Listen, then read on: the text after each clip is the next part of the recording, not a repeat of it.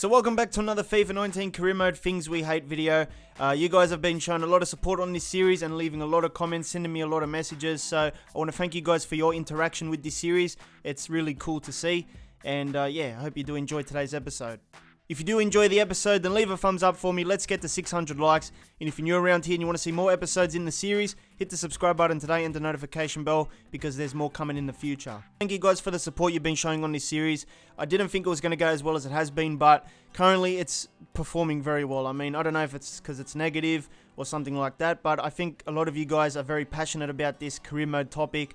And a lot of you guys have a lot of opinions. I mean, we've got over 300 comments on each different episode I've done in this series. So I can tell that you guys are enjoying it, getting involved as well, which is all I can ask for as a content uploader.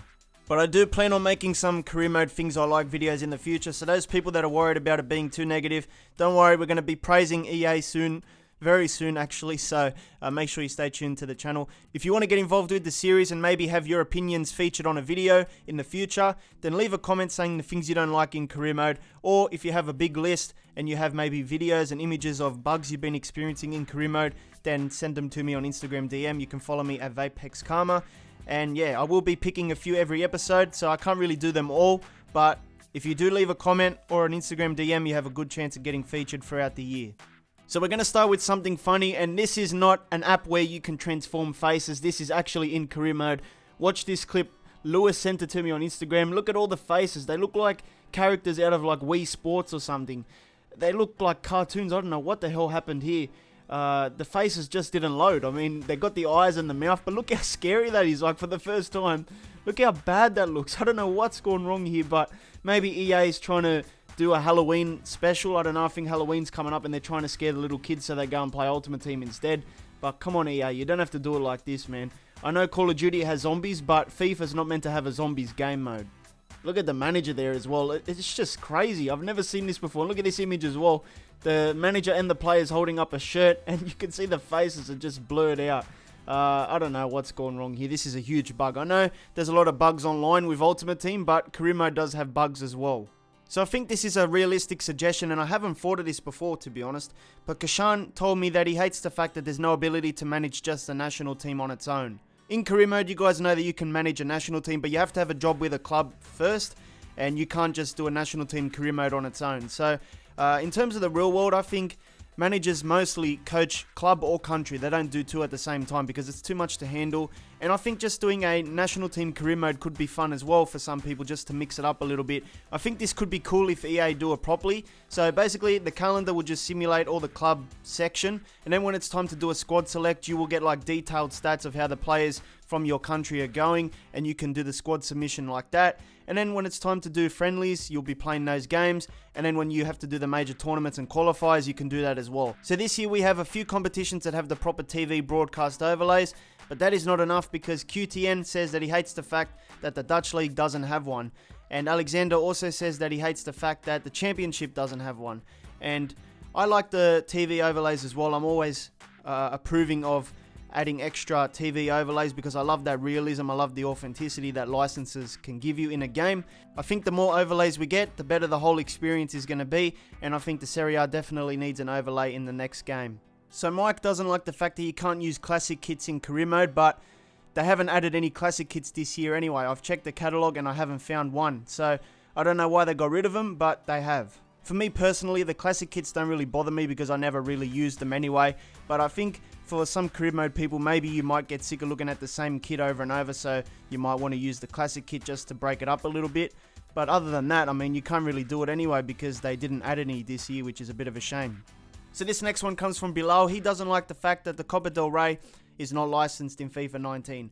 I actually thought it was licensed because EA had the La Liga license, but I haven't done a La Liga career mode, so I didn't really know until I checked. But it is generic, and I think a lot of people that love to do La Liga career modes would appreciate having the Copa del Rey fully licensed, because it is nice as you're playing career mode to have all the licensed tournaments. So this one was suggested by Kashan. He doesn't like the fact that there's no dynamic weather in the game. And what he basically means is, if you have like a rainy match in career mode, the rain is going to come down non-stop for the full 90 minutes. But he wants to see it become more dynamic where it rains in patches, where maybe it rains for like 40 minutes and then after that it stops raining and then maybe it'll come back later on in the match. So just to be a little bit more dynamic, so it just doesn't pour for like 90 minutes straight. Have it a bit more realistic where sometimes you're playing a football match and it starts raining heavily and then it stops after 5 minutes and then maybe it'll sprinkle later on in the game. So I know it's a bit of a gameplay feature, but in career mode you do play a lot of games, so this would work well in career mode as well. So we all know that after a player hits 30, he becomes a pensioner and EA makes him useless. So David left a comment saying, the thing I hate in career mode is if you have a really good season with a player, because he's 30, he still declines. I've just completed a season with Valencia. Parejo got double figures for assists and goals, yet he still goes down. Not realistic at all when he's only 30. So it looks like there's still people having issues with the age where once they hit 30, that's it. I have seen circumstances where it's been improved for some players that it doesn't decline as rapidly as before. But, you know, if a player's having a good season, they shouldn't go down. They should be staying up. We all know that Messi and Ronaldo are like 31 and 33 years old, but they're still banging in the goals. They're still playing well week in, week out, and they still look like they're not going to be stopping anytime soon. So if this happens in FIFA where a player is above 30 but they're having a great season, then they probably shouldn't decline in stats at all, really, because they're doing well. You know, there's no need to decrease them. But if a player's not doing as well, then maybe I can understand them decreasing the stats. But I think for players that are having a good season, they shouldn't really touch the stats.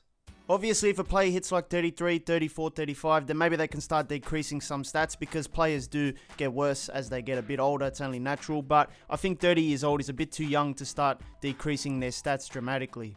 So you might have noticed this one as well as you're playing career mode, but Joe said that he hates the fact that there's still way too many unrealistic transfers by the CPU in career mode.